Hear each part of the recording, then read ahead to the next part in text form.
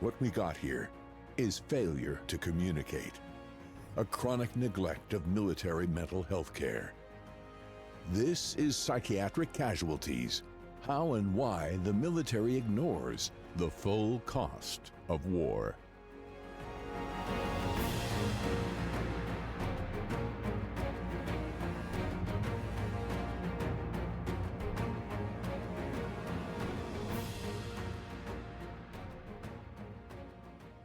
Welcome, everyone. We're glad that you're back. And if you haven't listened to the other episodes, hopefully you will do that. So they've done a lot of great work in structuring this. Yeah, they really have. Yeah. But for folks who might be tuning in for the first time, I'm Mark Russell, and this is my colleague and brother in arms, Charles Figley. And we're very glad that you came and decided to spend some time with us to talk about military mental health care. Yeah, and the way we're doing this is we publish this book, and what we're doing is going each chapter, we are recording our discussion, critique, reactions to aspects of those particular chapters. And we've already gone through the beginning of the book and who we are, etc., in the first issue. And then the second version, the second episode, I guess, we talked about chapter 1 and had to really be selective at what we were going to talk about. But we did that. And this particular chapter is also quite long, not the next chapter, but this particular chapter. Right. So it's a bit of a challenge in that regard. But yeah, we try to pull out things that are interesting. Yeah, well, exactly. And it just to kind of frame the issue that we're in trying to talk about this in an hour or 2 hours is that we're basically what we done in this chapter 2 is we outline what is a mental health crisis in the military, and especially during wartime. And we provide ample evidence and documentation of the broad spectrum of conditions that human beings may manifest when they are exposed to neurotoxic environments like battlefields and war stress.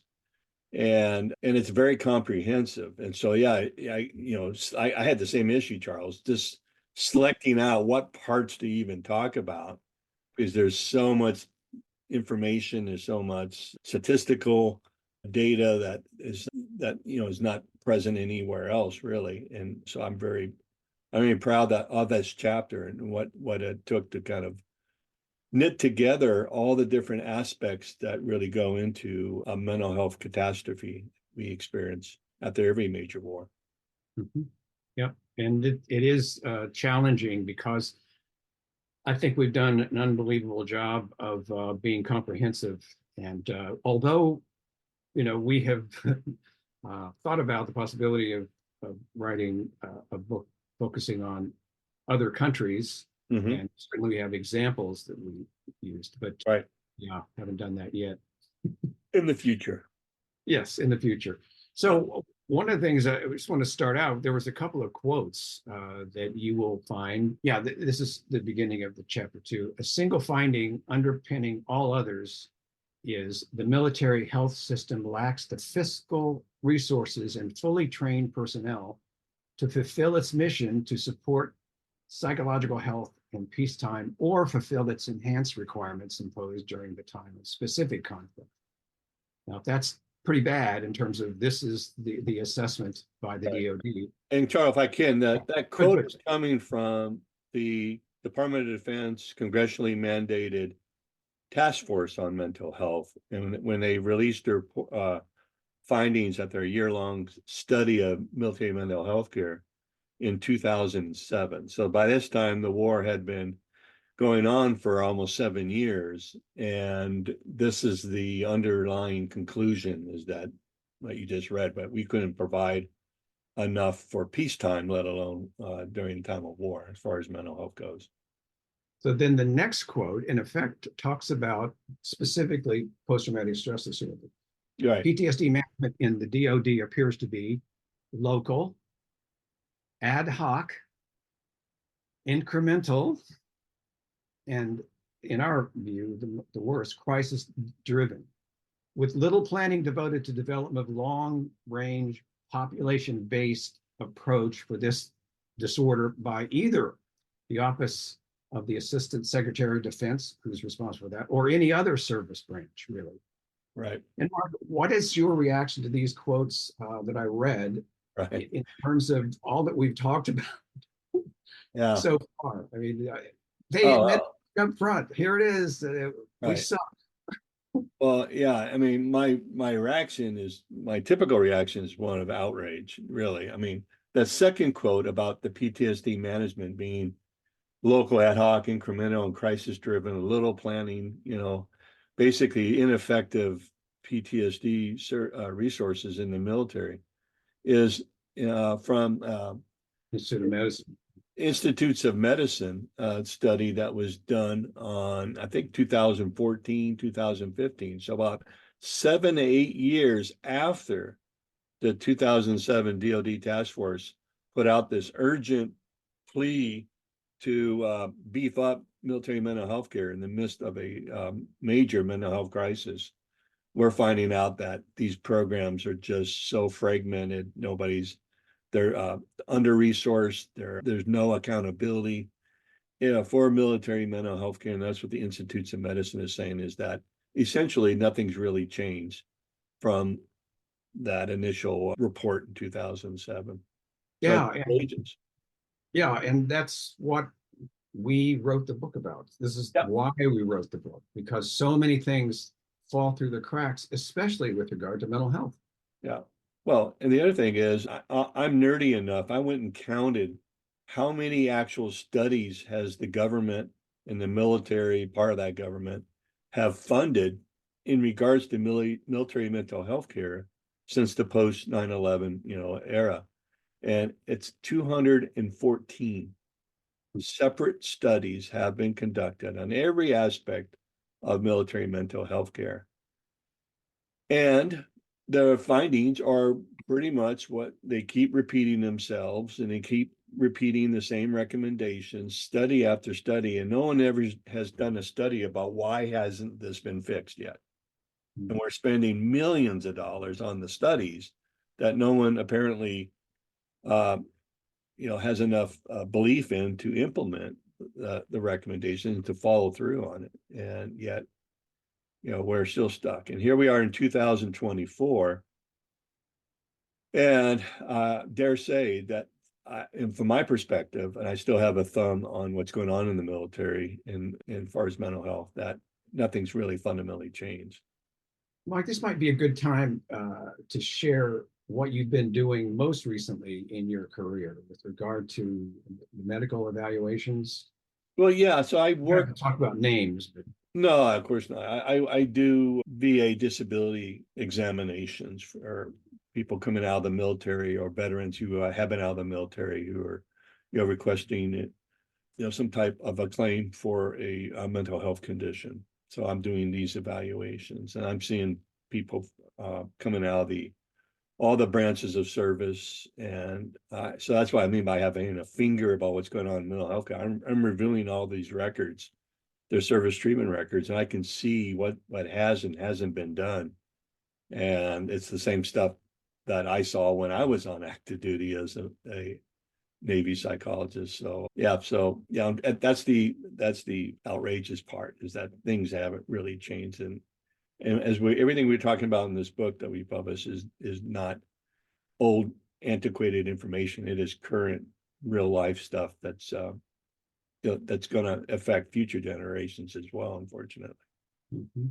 I wanted just to kind of, for me, a couple of points as we get into this chapter I wanted to make. One is that in the first 1 or 2 episodes, we talked about uncovering what we call the 10 fundamental war trauma lessons that every generation has documented, and every subsequent generation has neglected and has to relearn it.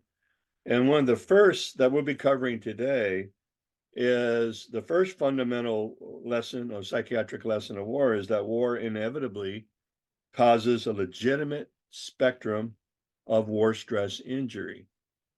And that spectrum That's just our opinion. I mean, I'm looking at a top secret classified investigation by the U.S. Army during the Second World War.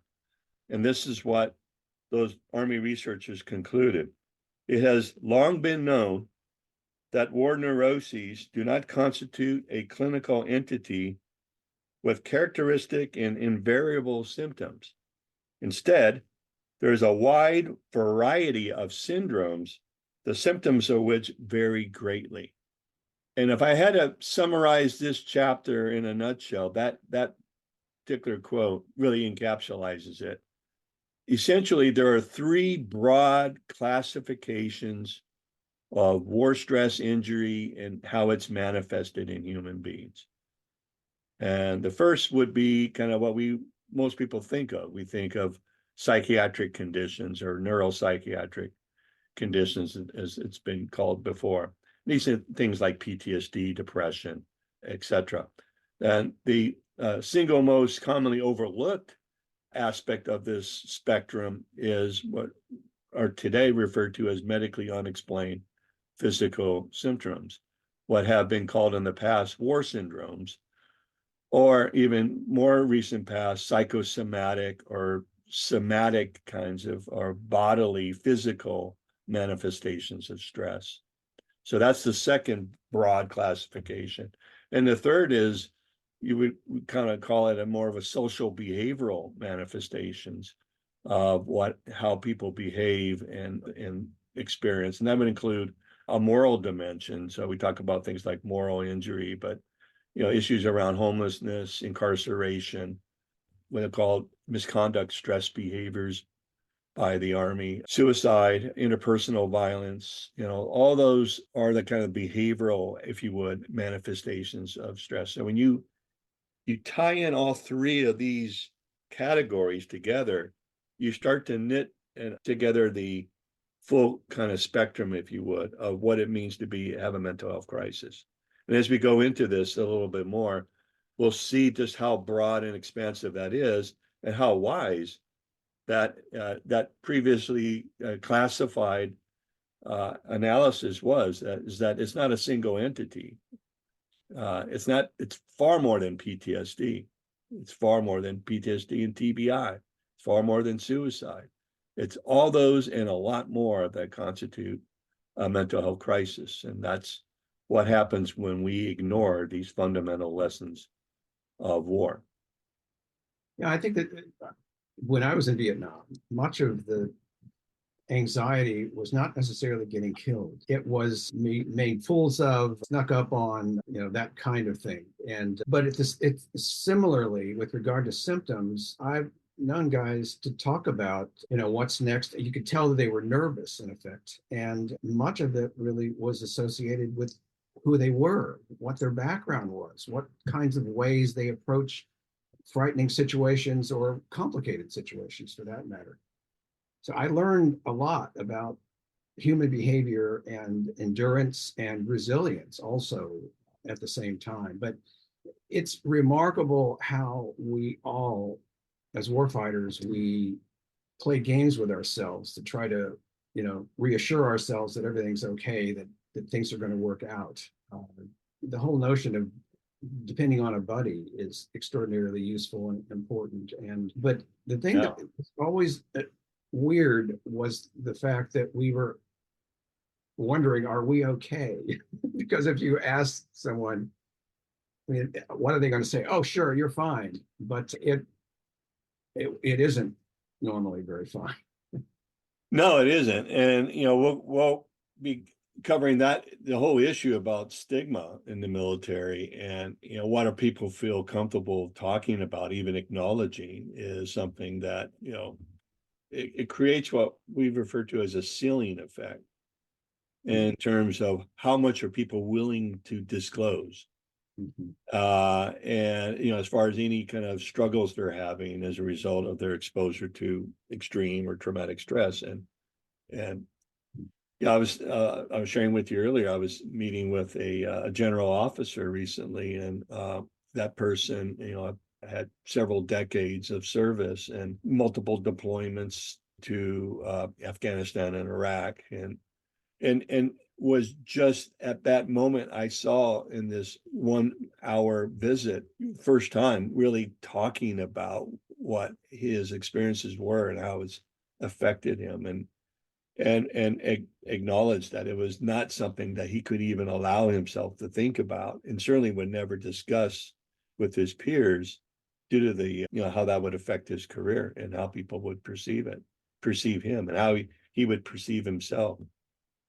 So, I mean, it causes a huge ceiling effect. So when we talk about statistics, and if people read about statistics of the prevalence rates of PTSD or suicide or depression or TBI, any of these conditions, that you have to understand that it's probably an underreporting, because a lot of people just don't report it for a lot of reasons. Yeah, there's no benefit more often than not. Yeah.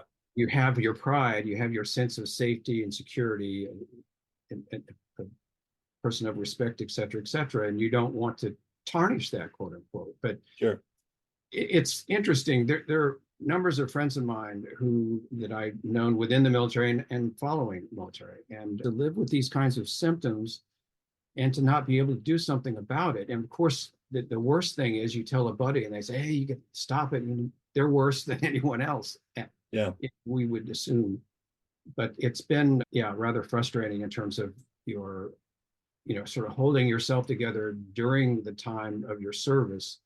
Yeah. And then being reassured that everything is going to go away and be okay eventually. And for me, I think what happened is that I got very, very busy in terms of school and really didn't have time for anything else. So that it was a good thing, I guess, for me, at least.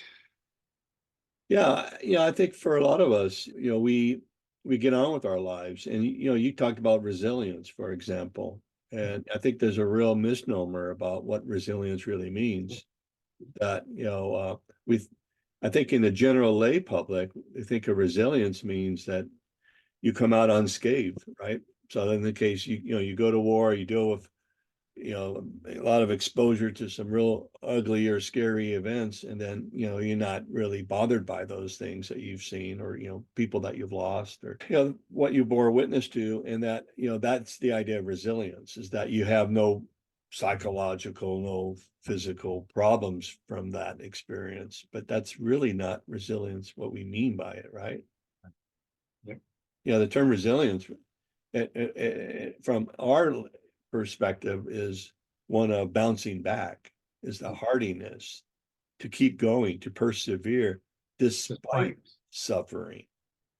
It's not the absence of suffering. It's that, like you just said, you just go forward with your life. You just kind of compartmentalize whatever you need to do to kind of get on to the next day.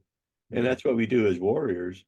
When you're in deployment, you're not thinking about those things. Typically, you're focusing on getting through the day and helping you and your buddies survive the day. And it's not until well after the fact, sometimes even after you retire and you have time, you're not as busy in your life, is when those things start to come, those memories really come home to roost. Well, let me focus attention on page 69 in the book. The most common reason warriors and family members seek care is, let's track mental health injuries. I think that really is the critical thing in terms of the reasons why warriors seek care. They're concerned about these mental health injuries as wartime casualties, like physical injuries. Right. I know that it's a fuzzy area when determining what should and should not qualify as an honorable war injury, yet the science, along with our dozens of journal articles, reported that there are thousands of unreported and honored trauma injuries. And they need to be honored, and they need to be reported. Yeah, so the military does an excellent job of tracking in real time what you refer to as casualties, right? These would be people who were either killed in action or wounded in action, or suffered some type of a non-battle injury. And they track those statistics, and you can, on any given day, find out what are the current numbers, if you would, the statistics to that. But what we don't track in that is the psychiatric casualties. however you define it, and even if you're just looking at PTSD alone or something, or a handful of conditions, then at least you're tracking something, but we don't report it. So there's a sense, in a way, of if it's not reporting, it's a way to help deny that it really is a problem, for starters. And you'd have to do something about it, right? If it's that information is made public, then of course it's going to invite, well, what are you doing about it?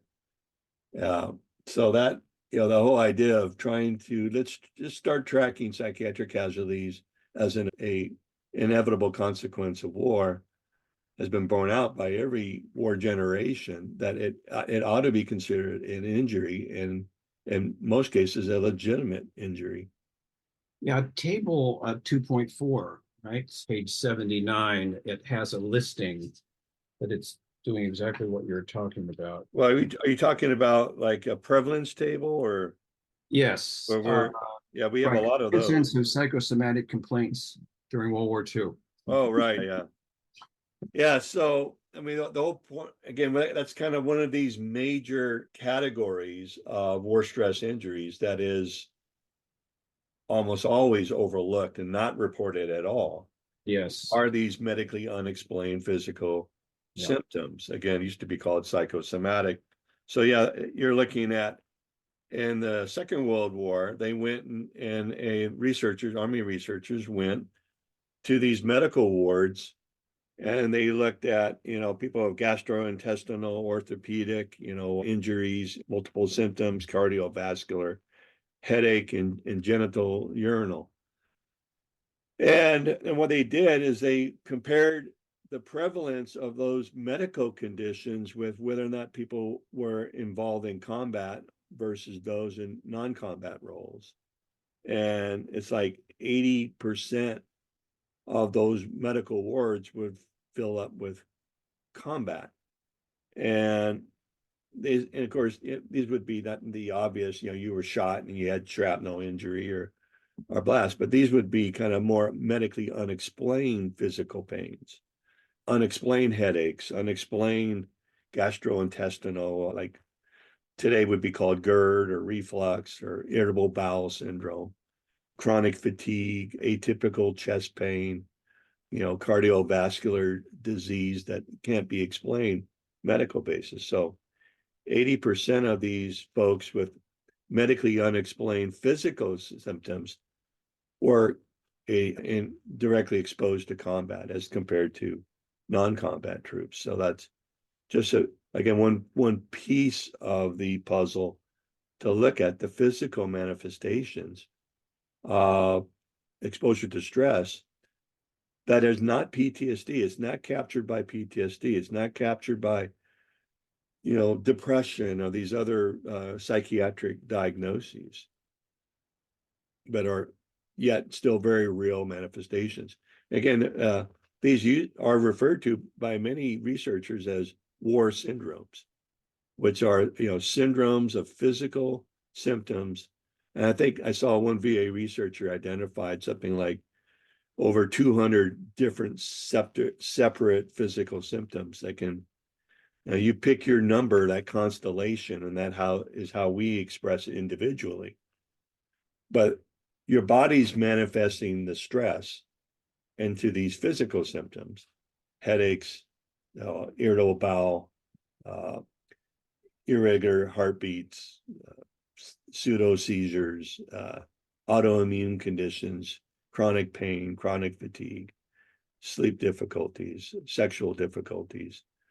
And again, those things are not tracked by the military or even the VA as a consequence of war, although we know that these are predictable outcomes of human beings when exposed to extreme stress.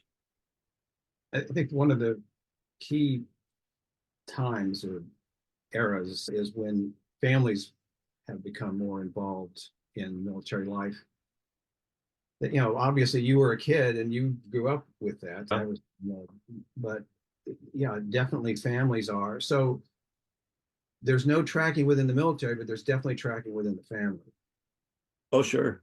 And they have complained about these same things. I mean, not necessarily for themselves. Yeah. I remember, Zahava Solomon is one of the most celebrated researchers and was in the military in Israel and Yep. talked about not necessarily what specifically what we're talking about, but she was the wife also of a soldier and then eventually a veteran, and talked about the challenges that they have had in their own life and attempting to absorb and live with those kinds of memories were challenging. They have survived it, I think, but she talked, I think, very candidly about the experiences they've had, just as a wife, not as a major that she was also in when she was in the military.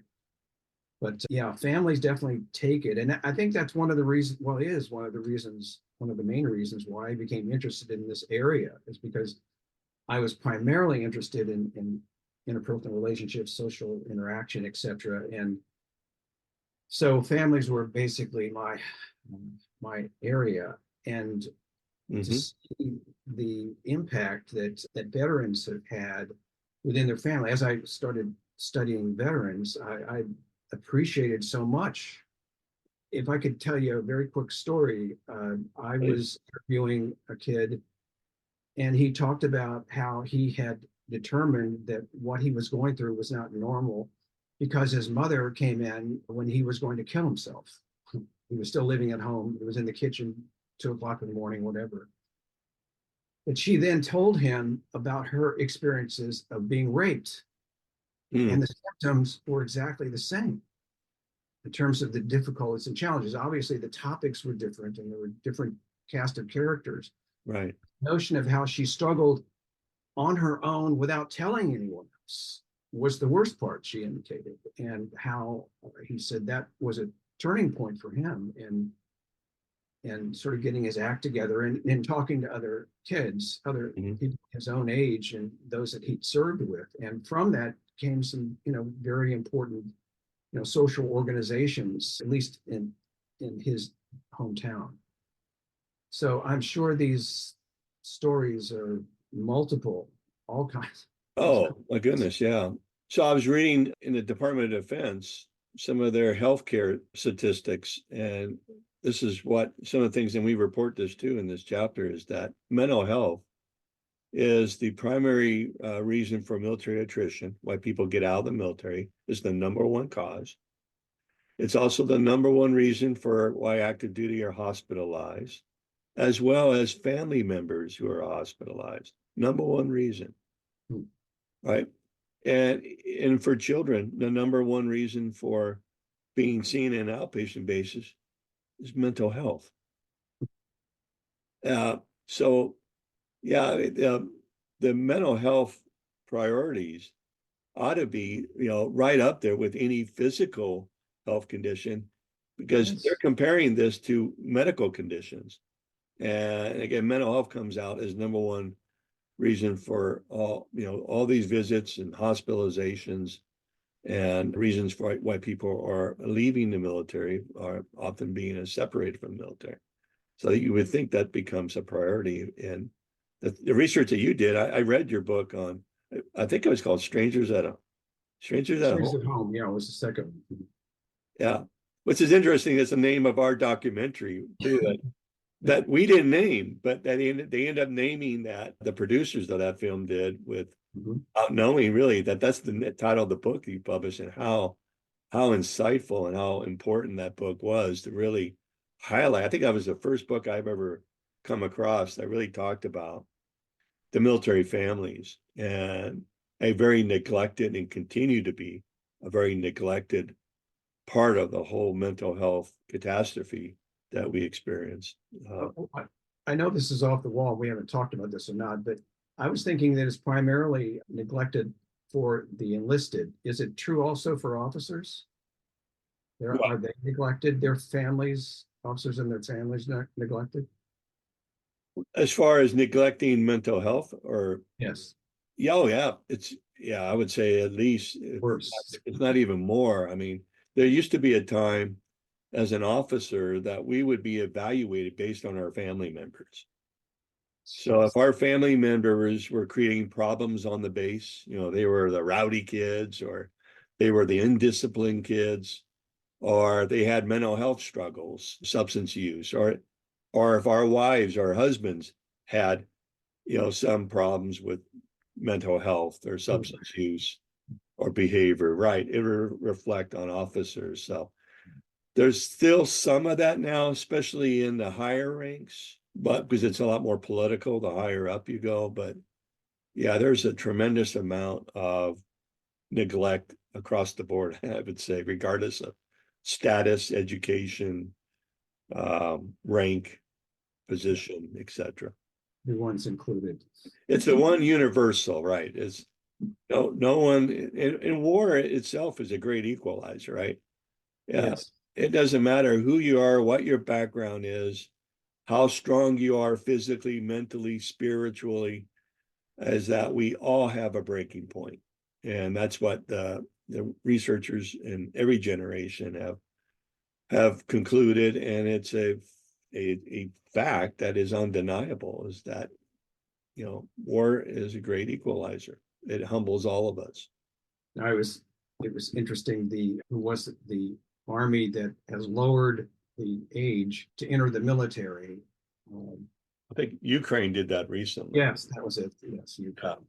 Yeah. And talking about minds that have not been shaped yet, and about their delicate and all that sort of thing. It's not really great. It's even worse for younger people. Yeah. Now they're going down to, I think, age 20 or something like that.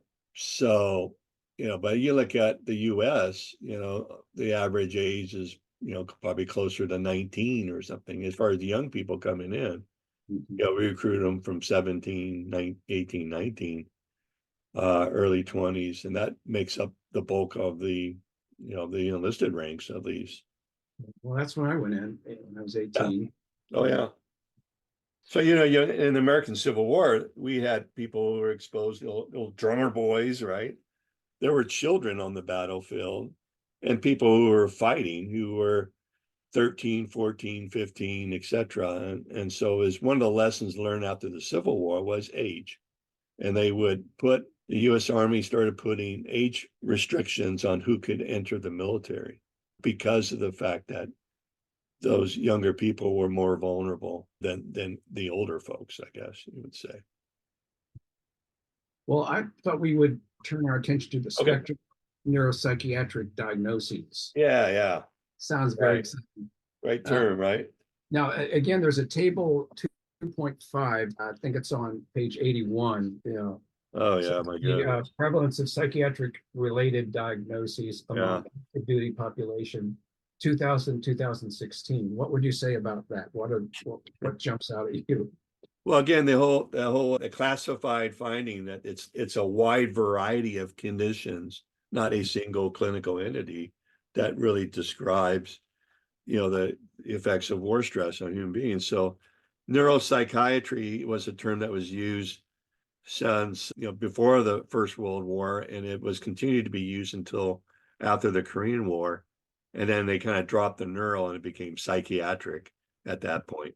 Interestingly, the neuropsychiatric now is becoming a new movement to reintegrate the mind and body, the neural in the psyche together. But the idea is that across, like, this recent generation, when you saw statistics and news reports and military reports about the prevalence of psychological impact of war, it was usually 4 or 5, a handful of psychiatric diagnoses that were being tracked and reported. PTSD, obviously, depression, like major depression, generalized anxiety disorder, and then you have traumatic brain injury. And then they added suicide later on, which is not necessarily a diagnosis, it's more of a behavioral manifestation, right?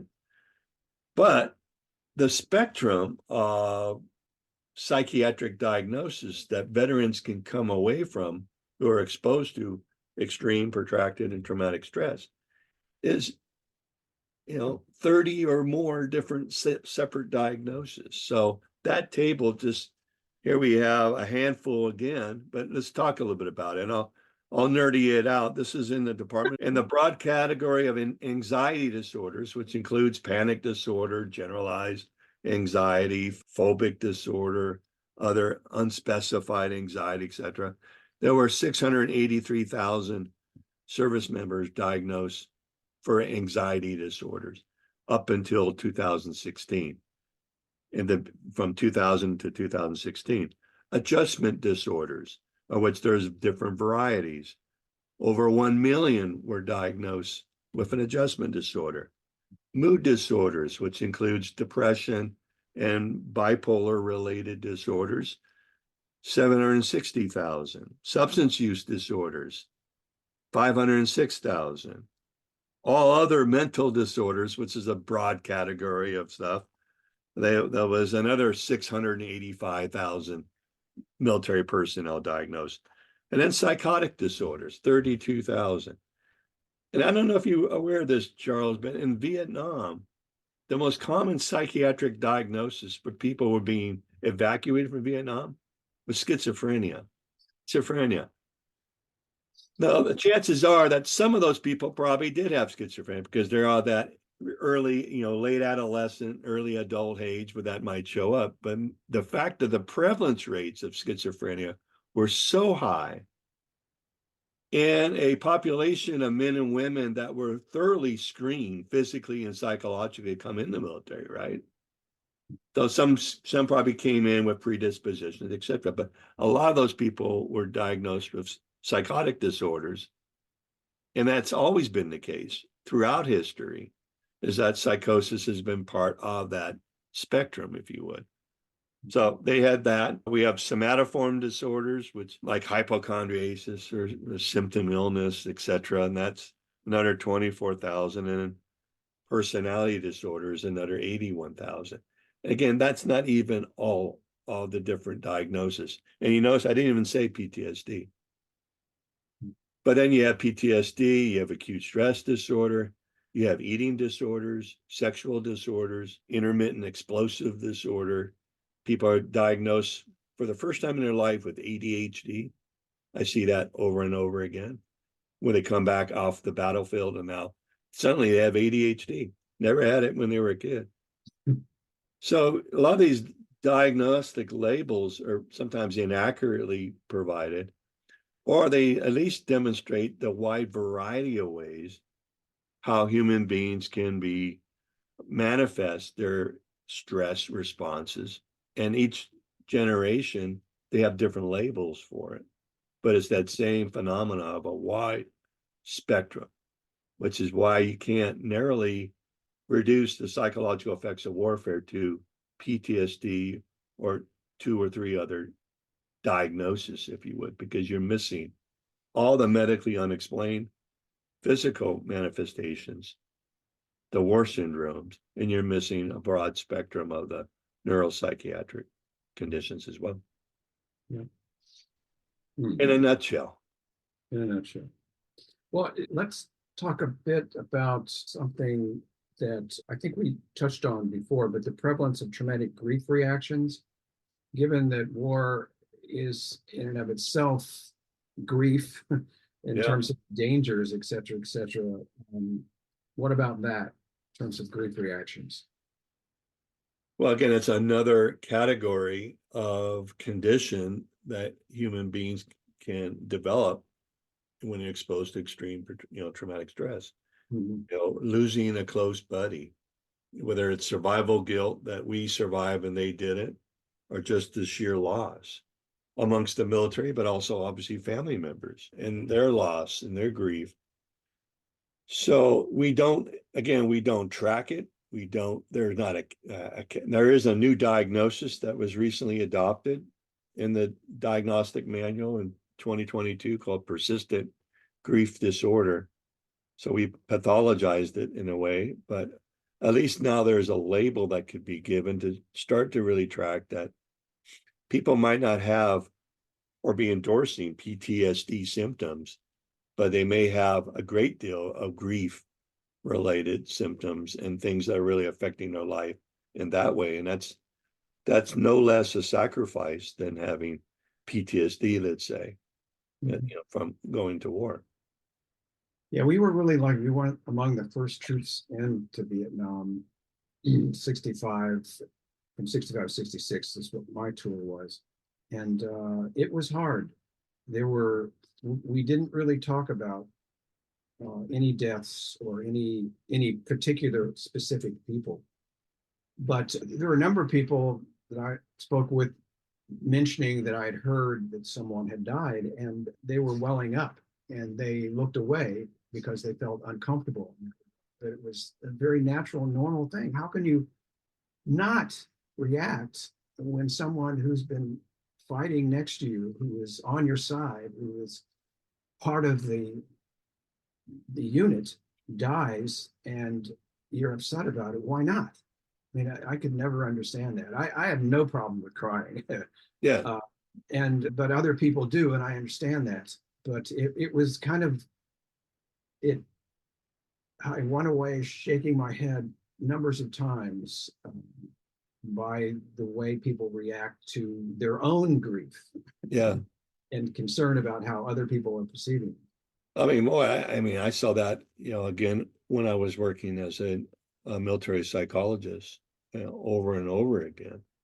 And, yes, and a lot of that was due to the people losing friends, their combat buddies and during the deployment, but also just not war related. I remember this one particular Marine. He was a gunnery sergeant. It was a mountain of a man. I'm about 6 foot, 6'1" or so. This guy was like 6'8", looked like big, broad shoulders, looked like a wrestler, right? His hand was bigger than my hand fit in his hand like a little kid's hand, right? Huge man, chiseled, hardened, had been to, I think, 4 deployments already, had more than his share of combat experience. But what really broke him down, it would break any of us down, it was heartbreaking, it's going to be hard for me to even tell this story, was that when he got back from deployment, he was working on his car in his base housing and had a car on jacks. And his 5-year-old son was playing soccer in the front yard and kicked the ball underneath the driveway where the car was, lurched up. And then he hit the jacks and the car fell on this boy, his son. And this man lifts this car off this boy, his son, and is holding his son, who's struggling to breathe and is obviously in great peril. And he brings has his wife, yells for his wife to call 911, and he's staying there with his son as the paramedics come, and he rides with his son in the ambulance to go to the ER.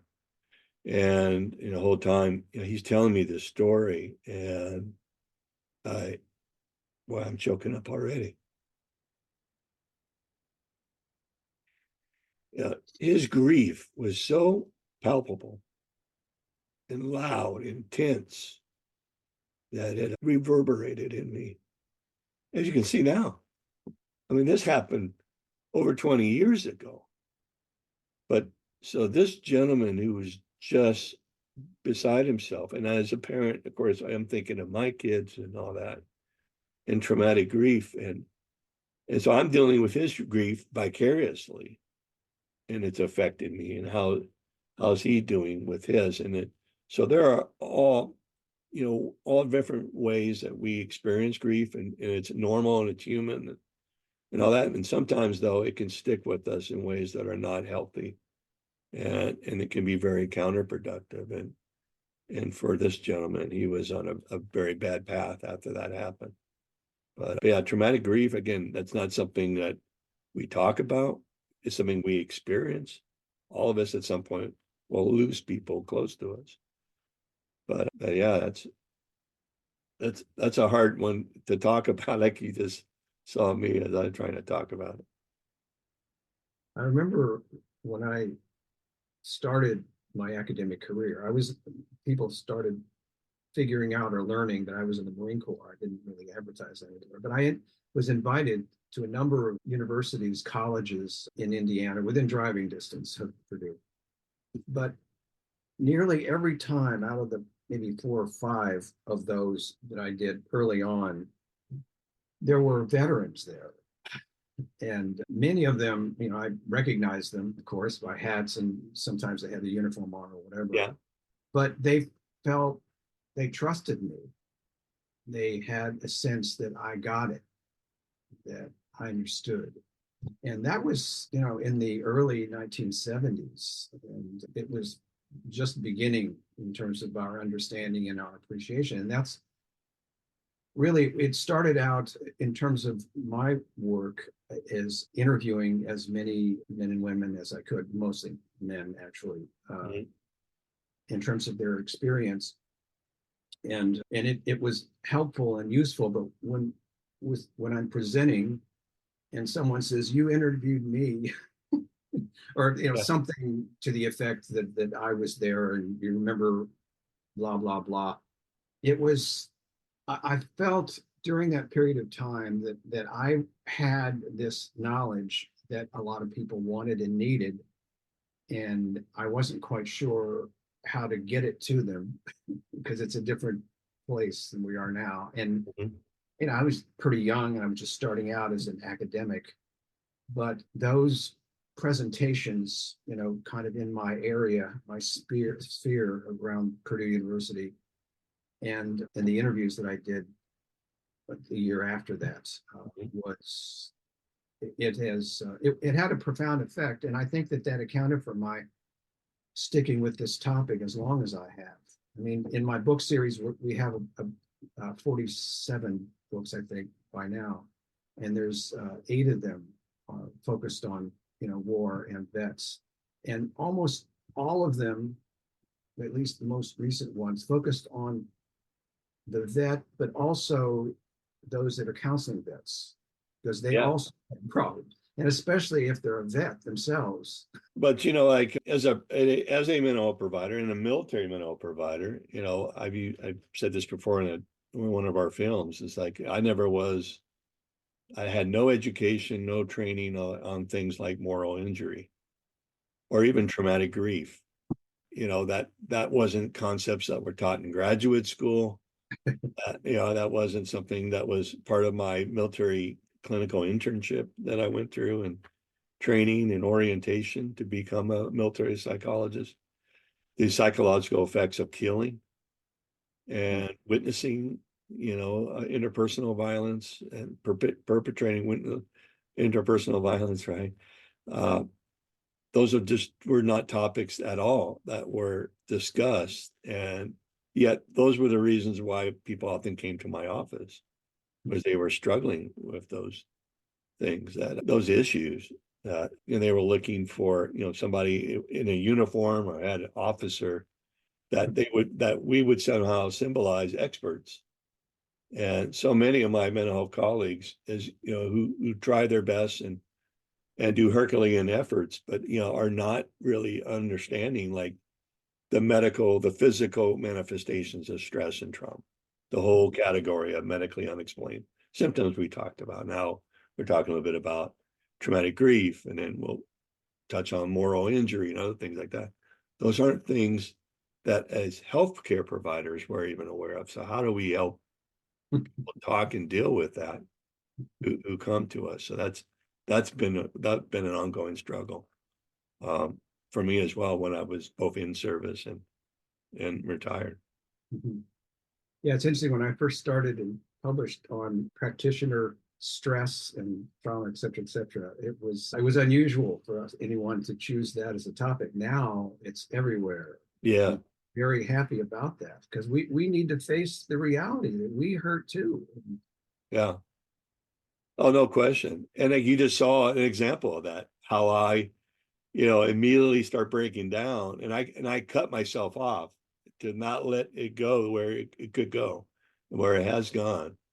And there are stories like that by the thousands that people like us, bear witness to, that type of human suffering, and what's the effect on the caregiver, whether it's a provider or a family caregiver, which we'll talk about in our next episode a little bit more about caregiver distress again, a whole nother area that's not tracked, but it's part of this mental health crisis that there's a ripple effect that goes far beyond just the veteran themselves and who's, impacted by this unmet need and our inability to really appreciate the full implications of the effects of war on human beings and their families. I agree. So that's going to be next. But the interesting thing with regard to this particular chapter is the struggles, what we've already talked about it, in fact, and we'll talk more about it in the next episode. So yeah, so maybe this is a good place to kind of end it, and then we'll come back in the next episode. We'll talk a little more detail, get into the weeds a little bit more about, again, this full spectrum of mental health crisis and largely unmet and unrecognized needs that exist. So until then, and if you want to send us feedback, by the way, please, you can email me at mrussell, phd@gmail.com. And if you have any questions or comments for Charles or I, we will love to hear from you. And then, if it's something that we can bring in a future topic, we can drill down on that as well. yeah, that would be great if they could write us. Yeah, we want to hear from you. Does this resonate? All right, see ya. All right, until then, adios.